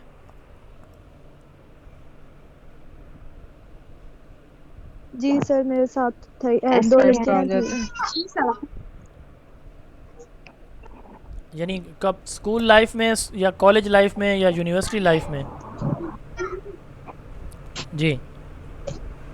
School life. Sir teaching school experience life. में हुआ है। स्कूल लाइफ में भी होता है। अच्छा हमारे यहाँ ना जो बच्चे होते हैं ना नॉर्मल, ये नॉर्मल से मुराद जिनको कोई मेडिकल इशू नहीं होता उनको हम नॉर्मल बोलते हैं, और हमारे जो स्कूल होते हैं ना फॉर्मल स्कूल, उनको मेन स्ट्रीम स्कूल बोला जाता है। अच्छा हमारे यहाँ जो कुछ बच्चे हैं जिनको स्पेशल बोला जाता है, वो स्पेशल से मुराद वो है इस कैटेगरी वाले बच्चे बेचारे, जिनको चलने में, सुनने में, देखने में, फोकस करने में प्रॉब्लम होता है, कोई ना कोई मेडिकल प्रॉब्लम है, उनको देख नहीं सकते या कम देखते हैं, सुनते कम है, ठीक है, मूवमेंट सर में फिजिकल कुछ डिसेबिलिटीज़ हैं। माइक ऑफ कर दें, किसका ऑन है? रुकैया, फातिमा सर और अमरीन का माइक ऑन है प्लीज़। जी कोई सवाल है तो पूछें। जी सर जी सर जो वैसे एक बात जनरल बता रही हूँ। हाँ बताएं। सर एक बच्चा था स्कूल में, उसको यही मसला था टांगों का, मतलब मजदूर था वो। तो सर उसके साथ यही इशू हुआ कि वो नॉर्मल बच्चों के साथ खेलता था और वो बच्चे उसको गिरा देते थे, फिर उसके घर वालों ने स्कूल छुड़वा दिया था उसने। यस, अब यही पॉइंट हम डिस्कस करने जा रहे थे, थैंक यू। इंक्लूसिविटी या इंक्लूसिव एजुकेशन, इंक्लूजन का मतलब तो शामिल करना। तो वो बच्चे जिनको कोई माइनर डिसेबिलिटीज़ हैं, वो बच्चे जिनको कोई प्रॉब्लम है इस तरह का, अब साफ ज़रा है कि हमारे यहाँ तहसील लेवल पे सिर्फ एक स्पेशल एजुकेशन का इदारा होता है, लेकिन हर गांव में 2-4 बच्चे ऐसे होते हैं जिनको थोड़ा या ज़्यादा इस तरह का प्रॉब्लम होता है। अब उनको स्पेशल एजुकेशन में भी नहीं, पेरेंट्स हमारे, आपको पता है कि वो उनको वहाँ भी नहीं छोड़ सकते, डेली ना छोड़ सकते हैं ना ला सकते हैं, और उनकी गाड़ियाँ इतनी होती हैं 1-2 रूट पे चलती। इंक्लूसिव एजुकेशन का मतलब ये होता है कि वो तमाम बच्चे जिनको इस तरह की कोई छोटे मोटे प्रॉब्लम है, लेकिन वो हमारे स्कूल भी आ सकते हैं और हमारे इन बच्चों के साथ बैठ के पढ़ भी सकते हैं, उन बच्चों को इनके साथ बिठा के पढ़ाया जाए ताकि वो बच्चे भी कुछ ना कुछ पढ़ लिख जाएं, ठीक है। इसको कहते हैं इंक्लूसिव एजुकेशन। नॉर्मल बच्चों के साथ वो बच्चे जिनको डिसेबिलिटीज़ हैं या हमारे माइनॉरिटीज़ के बच्चे हैं, तो उनको भी साथ इनके बिठा के पढ़ाया जाए, ये इंक्लूसिव एजुकेशन कहलाती है। उसके बाद है ब्लेंडेड एजुकेशन। ये एक ऐसी टाइप ऑफ लर्निंग या एजुकेशन है जिसमें हम क्या करते हैं, फ़िज़िकल और ऑनलाइन क्लासेस, जैसे अब मैं यहाँ पढ़ा रहा हूँ ना, तो मैं जिस जगह पढ़ा रहा हूँ यहाँ पे 15-20 लोग मेरा लेक्चर सुन रहे हों और आप लोग लाइव सुन रहे हैं, ठीक है, तो इसको कहते हैं ब्लेंडेड एजुकेशन। ऐसी एजुकेशन जिसमें फ़िज़िकल टीचिंग भी हो रही हो, सेम टाइम में ऑनलाइन टीचिंग भी हो रही हो, ये ब्लेंडेड एजुकेशन कहलाती है। अच्छा इसके बाद है जी को एजुकेशन। को एजुकेशन आपको सर पता है, आवाज नहीं आ रही है। सॉरी मेरा माइक किसने म्यूट किया था। अच्छा को एजुकेशन है, ब्लेंडेड एजुकेशन का मैं बता रहा था कि ब्लेंडेड एजुकेशन क्या होती है। ब्लेंडेड एजुकेशन से मुराद फिज़िकल एंड ऑनलाइन दोनों का जो मिक्सचर होता है ना, इसको हम कहते हैं ब्लेंडेड एजुकेशन। जैसे मैंने कहा कि मैं यहाँ पढ़ा रहा हूँ क्लास में 30 बच्चे मेरे यहाँ, मुझे फ़िज़िकल मेरी क्लास में कमरे में बैठे हैं और आप लोग जो है ऑनलाइन बैठे हो 80 लोग, तो इसको कहते हैं ब्लेंडेड एजुकेशन, जिसमें फ़िज़िकल और ऑनलाइन दोनों क्लासेस, दोनों पैटर्न पे बच्चों को एजुकेट किया जा रहा हो। को एजुकेशन जिसमें मेल और फीमेल दोनों मिक्स होंगे, जेंडर, जैसे इस वक्त हमारी क्लास जो है ना उसमें बॉयज़ भी हैं गर्ल्स भी, तो ये को एजुकेशन है। ECE एजुकेशन, पाकिस्तान की जो मौजूदा पॉलिसी है उसका नाम है नेशनल एजुकेशन पॉलिसी 2009। ये 2009 में आई थी, इसके बाद 17 में पॉलिसी पे ड्राफ्ट बनाया गया, हुकूमत चेंज हुई, पॉलिसी इम्प्लीमेंट नहीं हुई। 2021 में PTI की गवर्नमेंट ने ड्राफ्ट के लिए सजेशन मांगी, लेकिन ड्राफ्ट ही तैयार नहीं हुआ और पॉलिसी भी नहीं बन सकी, साफ ज़ाहिर है। तो अभी तक कौन सी पॉलिसी चल रही है हमारी मौजूदा? 2009।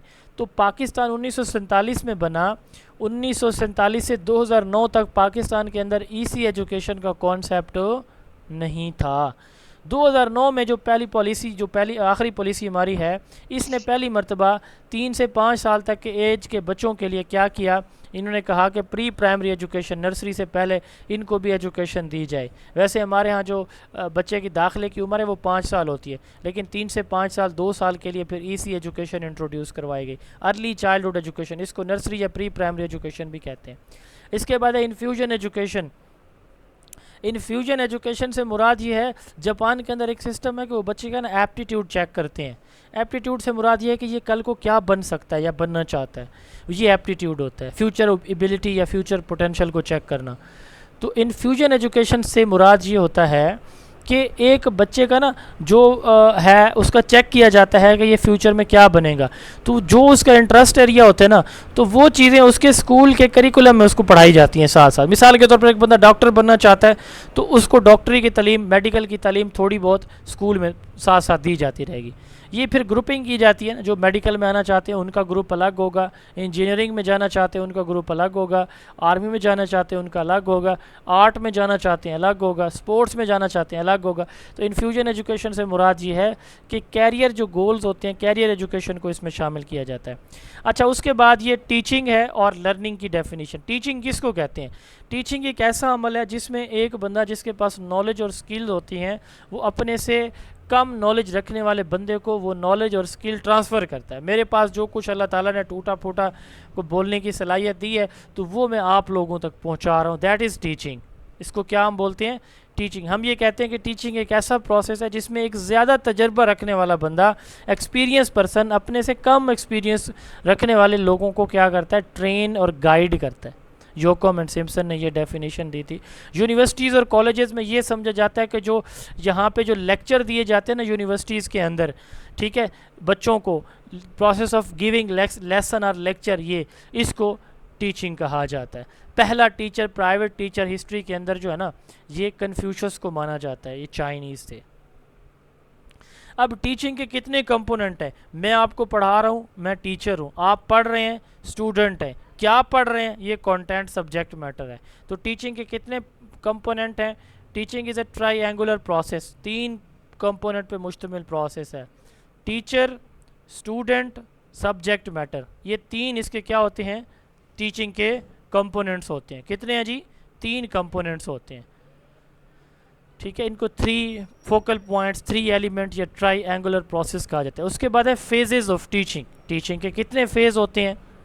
3 फेज। जैसे आपकी रिक्रूटमेंट होगी, पहले अप्लाई करेंगे, फिर टेस्ट देंगे, फिर डॉक्यूमेंट जमा करवाएंगे, फिर इंटरव्यू देंगे, फिर सिलेक्शन होगी। ये आपके फेजेस ऑफ सिलेक्शन होंगे। अल्लाह ताला आप सबको कामयाब फरमाए। और आप अल्लाह करे कि जो इस वक्त मुझे सुन रहे हैं या यूट्यूब पे बाद में सुनेंगे, बाद में सुन रहे होंगे, या जो हमारे साथ जुड़ेंगे, अल्लाह ताला आप सबको इन फेजेस से गुजारे और फाइनल आपको एग्रीमेंट लेटर आपके हाथ में मिले और आप फिर मुझे जो है ना वो व्हाट्सएप पे भेजेंगे, सर आपने भी थोड़ी बहुत हमारी हेल्प की थी, तो आपका कंट्रीब्यूशन भी है, लेकिन मेहनत हमारी अपनी थी। मैं कहूँगा वेल डन, मेहनत आपकी है, दुआएं आपके वालिदैन की हैं। अगर हम कोई बने हैं तो थोड़ा सा जो है ना, हमने तो वो शम्मा जलाई थी कि चलें आप तक भी रोशनी पहुँच जाए, आप भी उससे मुस्तफ़ीद हो जाएँ। 3 फेजेस होते हैं भाई टीचिंग के। आज मैंने आपको जो पढ़ाना था उसके नोट्स तैयार किए, उसका टेस्ट तैयार किया, पढ़ाने से पहले हर चीज़ रेडी थी। 8 बजे और फ़ौरन जो है वो लिंक पहुंचा, फ़ौरन टेस्ट पहुंचा, फ़ौरन नोट्स पहुंचे। मैं इधर 8 बजे से पहले मौजूद था। इसको कहते हैं pre active phase, planning phase. Teaching के लिए जो कुछ आप प्लान करते हैं, मैंने क्या पढ़ाना है, ऑब्जेक्टिव्स क्या हैं, कैसे पढ़ाना है, ठीक है, किस वे से पढ़ाना है, जो आप प्लान करके जाते हैं ना बच्चों के लिए, वो प्री एक्टिव फेज़ या प्लानिंग फेज़ कहलाता है। ये टीचिंग से पहले पहले है। फिर है इंटरएक्टिव फेज़। अब 8 बजे से लेकर 9:05 तक मैं जो कुछ आपके साथ इंटरेक्शन करूँगा, ये मेरा इंटरएक्टिव फेज़ होगा। इसमें कंडक्ट है, मैं पढ़ा रहा हूँ, ठीक है, तो समझा रहा हूँ, और इसके साथ साथ अगर कोई क्लास में माइक ऑन करता है, कोई कैमरा, उसको मैं रोक रहा हूँ, ये मैनेजमेंट है। तो कंडक्ट, टीचिंग, लर्निंग और क्लास को सेटिंग क्लास की करना, ये क्या कहलाता है? इंटरएक्टिव फेज़ होता है। थर्ड है जी लास्ट फेज़। इसमें मैं आपको कहूँगा कि ये अपने नोट्स अच्छी तरह रीड करने, ये एंड पे कहूँगा।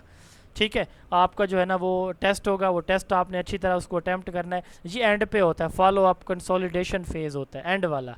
इसमें सम अप करूँगा कि ये हमने पढ़ा, इसका मकसद ये था, इसकी इंपॉर्टेंस ये थी, आपने टेस्ट अटैम्प्ट करना है, कल हम ये पढ़ेंगे। तो ये जो एंड पे पढ़ाने के एक टॉपिक ख़त्म हो गया, उसके बाद जो इंस्ट्रक्शन दी जाती हैं वो पोस्ट एक्टिव फेज़ होता है। अच्छा, ये दो टर्म्स हैं, एक होती है टीचिंग, एक होती है ट्यूटोरिंग। टीचिंग कहते हैं कि एक बंदा ग्रुप ऑफ स्टूडेंट्स को पढ़ाता है, जैसे स्कूल कॉलेज यूनिवर्सिटी में होता है, जैसे मैं पढ़ा रहा हूँ। तो जब एक बंदा एक से ज़्यादा लोगों को या ग्रुप को पढ़ाए तो इसको कहते हैं टीचिंग। जब एक बंदा सिर्फ एक बंदे को पढ़ाए तो इसको कहते हैं ट्यूटोरिंग। ये पर्सनलाइज या इनफॉर्मल होती है, जबकि टीचिंग फॉर्मल होती है। ट्यूटरिंग क्या होती है? एक टीचर एक स्टूडेंट। ये थोड़ा सा अंडरस्टैंड कर लीजिएगा। ये टर्म पैडागोजी और एंड्रागोजी आपके पेपर में इंशाल्लाह ताला 1 नंबर का सवाल इन दोनों में से आना है। पैडागोजी जो टर्म है ना, वो भी हमने पढ़ा था सुकरात, ये इसने इंट्रोड्यूस करवाई थी। इसका लफ्ज़ी मतलब होता है to lead the child. Greek word है पैडोज एंड एगोग्स। पैडोज का मतलब होता है बॉय, एगोग्स का मतलब होता है लीडर।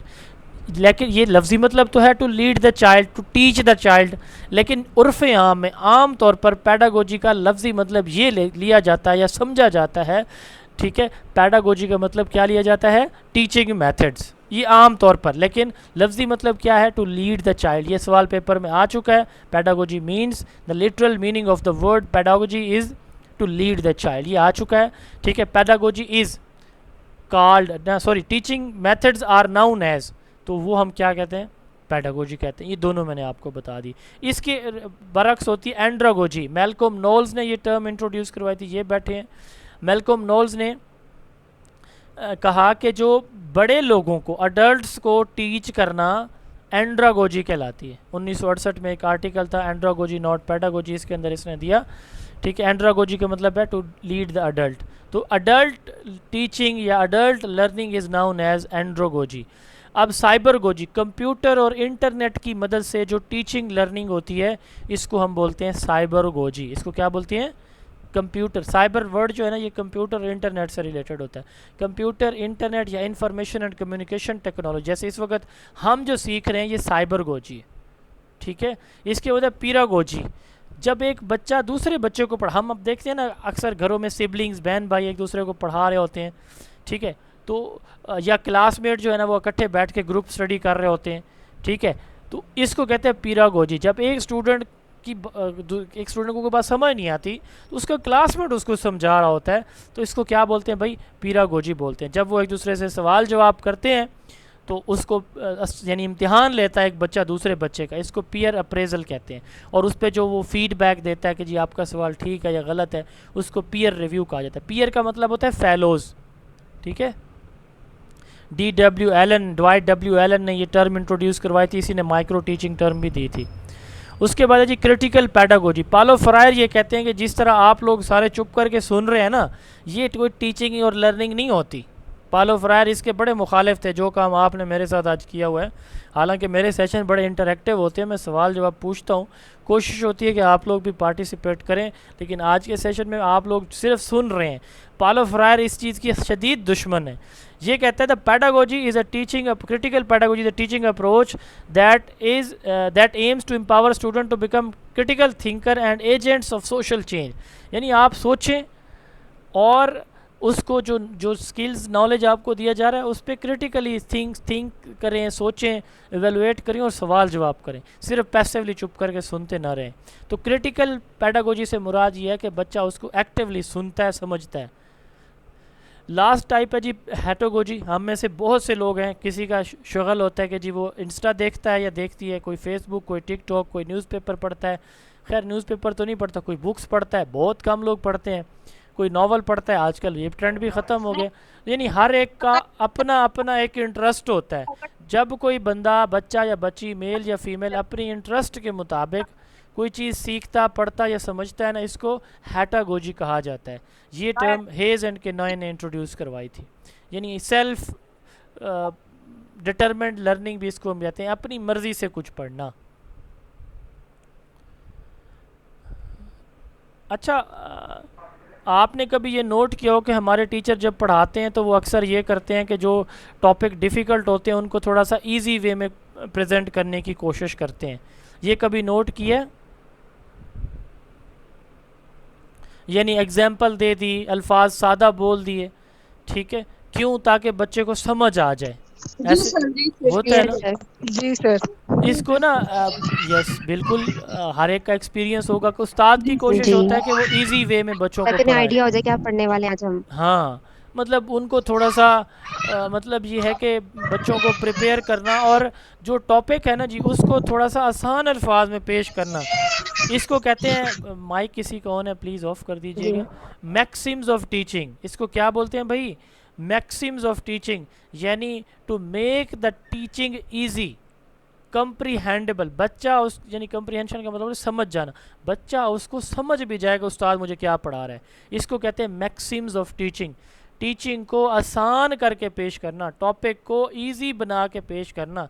उसमें हम क्या कर सकते हैं? कोई एग्जांपल्स ले सकते हैं, कोई विजुअल्स एवी एड्स यूज़ कर सकते हैं, ठीक है। बच्चे को पहले कोई उसकी डेली लाइफ एग्जांपल दे सकते हैं। मिसाल के तौर पर मैं ये कहता हूँ कि हमने ना आज बच्चों को क्या पढ़ाना है, आज हमने बच्चों को पढ़ाना है जी नाउन के बारे में, ठीक है, ठीक है, नाउन के बारे में आज हमने, या वर्ब के बारे में, सॉरी वर्ब के बारे में पढ़ाना है आज हमने, ठीक है ना जी। ईट, रन, मतलब इस तरह हमने उसको कोई ना तो वर्ब 8-10 सिखाने। अच्छा, बच्चे से हम कहते हैं बेटा आज आपने ना सुबह उठ के क्या किया? वो कहे जी ब्रश, ठीक है, रन, जंप, ईट, ठीक है, ड्रिंक, मतलब जो कुछ वो उसने किया उसी से पूछ के उस्ताद लिखता जाएगा। तो बेटा ये आपने किया है, तो इसी को पीने को ड्रिंकिंग कहते हैं, खाने को ईटिंग कहते हैं, सोने को स्लीपिंग कहते हैं, भागने को रनिंग कहते हैं, चलने को वॉकिंग कहते हैं। मतलब अब यही बात बच्चे को बहुत आसान अल्फाज में उस्ताद ने समझा दी, बजाय इसके कि वो क्या करता 10 नाउन वर्ब लिख लेता और कहता ये इनके मतलब है बेटा याद करके आना। अब ये मुश्किल हो जाता बच्चों के लिए। तो मैक्सिम्स ऑफ टीचिंग किसको कहते हैं?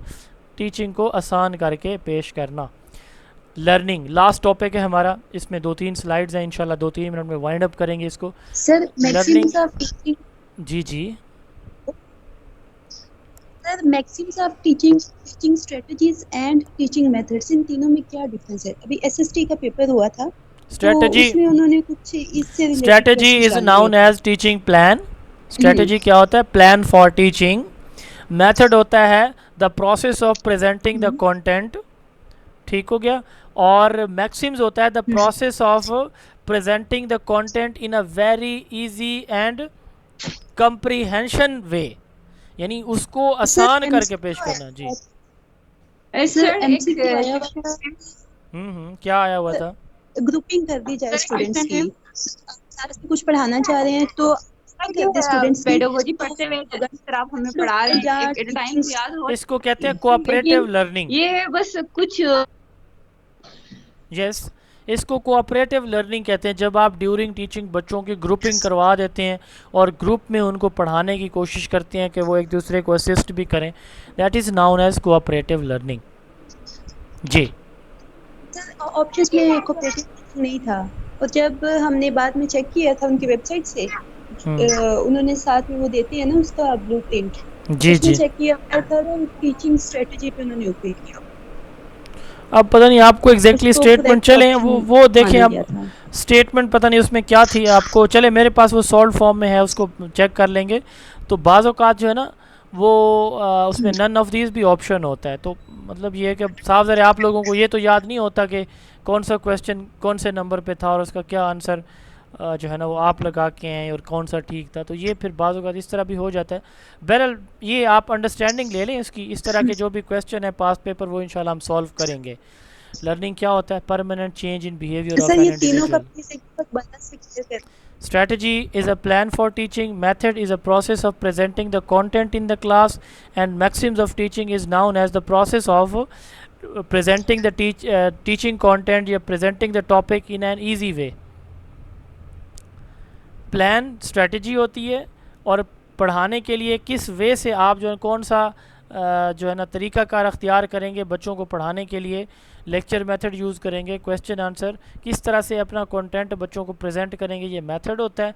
और आसान अल्फाज में किसी भी टॉपिक को पेश करना मैक्सिम्स ऑफ टीचिंग कहलाता है। लर्निंग क्या होती है? किसी भी इंडिविजुअल के बिहेवियर के अंदर जो चेंज आता है उसको लर्निंग कहते हैं। Learning is a permanent change in behavior of an individual as a result of teaching or experiences, यानी जो कुछ हम टीचिंग या एक्सपीरियंस की वजह से सीखते हैं ये हमारी क्या होती है, लर्निंग होती है। अब इस वक्त मैं जो कर, जब भी हमने टीचिंग पढ़ा अब तक, तो टीचिंग मैं कर रहा हूँ, लर्निंग आपकी हो रही है, नॉलेज आपका बढ़ रहा है, ठीक है। नॉलेज, स्किल्स और वैल्यूज़ जो आप टीचिंग की वजह से आपके उसमें इजाफा हो रहा है, ये आपकी लर्निंग है। देखें बच्चा जो है ना पहले ही दिन बाइक चलाना नहीं सीख लेता, ठीक है, तो उसको सिखाया जाता है और आहिस्ता आहिस्ता उसके अंदर वो अब मतलब जो एक दफ़ा सीख जाता है वो यूज़ कर रहा होता है, चला रहा होता है, उसको दोबारा बताने की ज़रूरत नहीं होती, वो उसके बिहेवियर का परमानेंट पार्ट बन जाता है। आप फीमेल कुकिंग करते हो तो पहली मरतबा तो मुश्किल होती है रोटी बनाने में, फिर जब आप उसको लर्न कर जाते हो, सीख जाते हो रोटी बनाना, फिर आप दूसरों को सिखा रहे होते हो। तो ग्रोथ रिजल्टिंग फ्रॉम एक्सपीरियंसेस, जो आपकी काम करने की सलाहियत मज़ीद बढ़ जाती है, इसको ग्रोथ कहते हैं, जो कि आपके एक्सपीरियंसेस से आती है। टीचिंग एक प्रोसेस होता है, लर्निंग उस प्रोसेस की वजह से चेंज होता है। आप जैसे देखें ना, परमानेंट चेंज, ठीक है। इंस्ट्रक्शन किसी भी टीचिंग के दौरान जो डायरेक्शंस होती हैं उनको कहा जाता है। एक्टिव लर्निंग और पैसिव लर्निंग, बस ये क्विकली हम लेके चलेंगे जी, 2-3 मिनट मज़ीद मैं आपके लूँगा। ये एक्टिव लर्निंग क्या होती है जी? एक्टिव लर्निंग कहते हैं ऐसी लर्निंग जिसमें टीचर बात कर रहे हो, स्टूडेंट भी इन्वॉल्व हों, ये एक्टिव लर्निंग कहलाती है, ठीक है। यानी टीचर कम बोले, स्टूडेंट ज़्यादा बात करें, एक्टिविटीज़ के थ्रू, डिस्कशन के थ्रू, कोऑपरेटिव लर्निंग के थ्रू बच्चा सीखता है, इसको एक्टिव लर्निंग कहा जाता है। और ऐसी लर्निंग जिसमें बच्चा चुप करके सुनता रहे, जैसे आप लोग माशाल्लाह सुन रहे हैं, और टीचर बोलता रहे, स्टूडेंट इन्वॉल्व नहीं होता टीचिंग लर्निंग प्रोसेस के अंदर, वो पैसिवली चुप करके खामोशी से सुनता है कि उस्ताद जो पढ़ा रहा है बस ठीक है, मैं तो नहीं बोलूँगा, मैं तो नहीं बोलूँगी, अगर बोलूँगा तो हो सकता है कुछ गलत बोल दूँ, शर्मिंदगी हो। सारी ज़िंदगी फिर इस शर्म में हम पड़े रहते हैं, खैर से कोशिश नहीं करते, करनी चाहिए। पैसिव लर्निंग इसी चीज़ का नाम होता है। एडवर्ड ली थॉर्नडाइक एक अमेरिकन थे, इसने ना एक भूखी बिल्ली को एक पिंजरे के अंदर बंद किया इस तरह, ठीक है, और बाहर एक मछली का टुकड़ा रख दिया। अब ये इसका दरवाज़ा जो है ना एक डोरी के साथ मुंसलिक किया, बिल्ली भूखी थी, उसने बाहर आने की कोशिश की तो ना निकल सकी। अचानक उसने डोरी खींची ना तो दरवाज़ा खुला, ये बाहर आई, उसने पीस ऑफ फिश खाया। थॉर्नडाइक बैठा देख रहा था, इसने काफ़ी देर गुजरने के बाद दोबारा बिल्ली को पिंजरे में बंद किया। अब की बार बिल्ली ने डोरी ज़रा जल्दी खींची, इसने फिर किया। एक वक्त आया, जैसे ही अंदर उसको बंद करता ये फ़ौरन खींच के बाहर निकल आती, डोरी को खींच के दरवाज़ा खुलता, बाहर निकल आती। इस पे उसने ना 3 लॉज ऑफ लर्निंग दिए हैं, law of readiness, law of exercise and law of effect. इसने कहा कि एक बच्चा, अब देखें आप लोग ना मतलब मेंटली प्रिपेयर होके हैं कि कुछ पढ़ना सीखना है, ये आपकी रेडीनेस है। अब अगर आपको को फैमिली में कह के यार पढ़ लो, सुन लो, समझ लो, वो आपका अपना माइंड ना हो तो वो पल्ले कुछ नहीं पड़ता। थॉर्नडाइक ये कहते हैं कि अगर बिल्ली भूखी ना होती और बाहर पीस ऑफ फिश ना पड़ा होता तो ये बाहर निकलने की कोशिश ना करती, ये पड़ी रहती है अंदर, पर खैर है ठीक है, इधर ही मुझे कुछ मिल जाएगा। तो वो एक तो उसके अंदर ईगरनेस थी और भूख की वजह से वो प्रिपेयर्ड भी थी कि मैं कहीं किसी तरह निकलूँ। उसने सीख लिया क्या चीज़, डोरी खींच के बाहर निकलने का तरीका, उसको किसने नहीं सिखाया था। उसने थॉर्नडाइक ये कहते हैं कि हमारे बच्चे भी अगर इसी तरह ईगर हों, प्रिपेयर्ड हों, वो सीखने का जज्बा रखते हों तो बच्चे सीखेंगे, ठीक है, बेहतर सीखते हैं। तो इसलिए बच्चे का प्रिपेयर्ड होना ज़रूरी है। ये लॉ ऑफ रेडीनेस है। लॉ ऑफ एक्सरसाइज, अब बिल्ली बार बार अंदर बंद की जाती है वो फ़ौरन निकल आती है, क्यों? कि उसने बार बार बंद करने से एक चीज़ रिपीट की तो वो सीख लिया कि बार बार डोरी खींचती, बाहर आ जाती। तो इसको उसने लॉ ऑफ एक्सरसाइज का कहा कि जो काम ज़्यादा किया जाता है उस पर ज़्यादा ग्रिप आती है, ये लॉ ऑफ यूज़ उसने नाम दिया। लॉ ऑफ डिसयूज़, इसने कहा कि जो काम ज़्यादा नहीं किया जाता, कभी कभार हम करते हैं। आपने आज लेक्चर लिया, इसको फ़ौरन रिवाइज़ करेंगे, लेक्चर सुनेंगे, नोट्स पढ़ेंगे, टेस्ट देंगे, चीज़ें अच्छी तरह याद हो जाएंगी। अगर आप कहेंगे ठीक है जी अभी तो कौन सा डेमो ही है, खैर है, फिर रेगुलर सेशन में पढ़ लेंगे, तो फिर जब दोबारा आप इसको पढ़ने की कोशिश करेंगे आधी चीज़ें भूल चुकी होंगी। ये लॉ ऑफ डिसयूज़ है कि रिपीटेडली जो काम किया जाता है वो याद रहता है, जो नहीं किया जाता वो डिसयूज़ में वो भूल जाता है। लॉ ऑफ इफेक्ट है, एक बच्चे ने सही जवाब दिया, अच्छा काम किया, उस्ताद ने उसको अप्रिशिएट किया तो वो दोबारा अच्छा काम करने की कोशिश करेगा। बाकी बच्चे उसको देख के कि इस बच्चे को शाबाश मिली है, प्राइज़ मिला है, तो मैं भी कोशिश करूँ, ये लॉ ऑफ इफेक्ट है। उसने कहा कि भूखी बिल्ली अगर बाहर आती और पीस ऑफ फिश असली ना होता तो वो दोबारा इस तरह कोशिश ना करती। इस तरह एक बच्चा अच्छी मेहनत करता है, उसको उस्ताद जो है ना उसको शाबाशी नहीं देता, उल्टा डांट देता है, उसने मेहनत कोई नहीं करनी। तो इफ़ेक्ट अच्छा होना चाहिए। तो ये जो है ना वो लॉ ऑफ इफेक्ट है। हम एक पढ़ेंगे क्लासिकल कंडीशनिंग और ऑपरेंट कंडीशनिंग थ्योरी, तो ये ऑपरेंट कंडीशनिंग से मुंसलिक है। लास्ट टॉपिक है जी, 2 मिनट जस्ट, लर्निंग स्टाइल। आप देखें हर एक बच्चे के ना चीज़ों को पिक करने का स्टाइल वेरी करता है। इसको वार्क मॉडल कहा जाता है, या मोडालिटीज़ ऑफ लर्निंग या लर्नर लर्निंग स्टाइल। वार्क ने मॉडल में नील डी फ्लेमिंग, ये न्यूजीलैंड के टीचर और एजुकेशनिस्ट थे, इसने ना वार्क मॉडल दिया, visual, auditory, reading, writing and kinaesthetic. इसने कहा कि 4 तरह के लर्नर्स होते हैं, कुछ जो विजुअल से सीखते हैं, कुछ जो सुनने से सीखते हैं, कुछ रीडिंग राइटिंग से, और कुछ एक्टिविटीज़ से। वी विजुअल का, ए ऑडिटरी का, आर रीडिंग का, के किनेस्थेटिक का, एक्टिविटीज़ का। ये लास्ट स्लाइड है जी आज के हमारे टॉपिक की।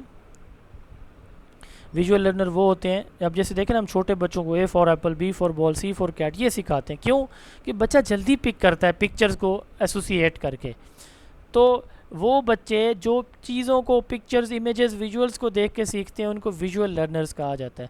वो बच्चे जिनको जो सुनने से ज़्यादा बेहतर सीखते हैं, ठीक है, जिनका इंटरेस्ट चीज़ों को सुनने में होता है, स्टोरी सुनने में, कहानियाँ सुनने में, इंसिडेंट की हाल अहवाल सुनने में, तो ये बच्चे ऑडिटरी लर्नर होते हैं। ऑडिटरी को ऑरल लर्नर भी कहा जाता है। ऑरल सुनने से होता है, एक वर्ड होता है ओरल, ORAL, वो बोलने से मुतालिक होता है। फिर है रीडिंग राइटिंग। कुछ बच्चे ऐसे होते हैं जो पढ़ते हैं फिर लिखते हैं, पढ़ते हैं फिर लिखते हैं, पढ़ते हैं फिर लिखते हैं, तभी उनको याद होता है। ये रीडिंग राइटिंग लर्नर होते हैं। कुछ वो होते हैं जो अपने हाथों से जब तक काम ना करें तब तक उनको कोई काम उनका सीधे से नहीं होता। इनको किनेस्थेटिक या एक्टिविटी बेस्ड लर्नर कहा जाता है। ये था जी आपका टॉपिक आज का। तो अगर आपका कोई क्वेश्चन है तो आप लोग पूछ सकते हैं जी प्लीज़। तो कल भी आपका डेमो होगा इंशाल्लाह ताला। हम पेडागोजी की मुकम्मल तैयारी करवाएंगे इस सेशन के अंदर।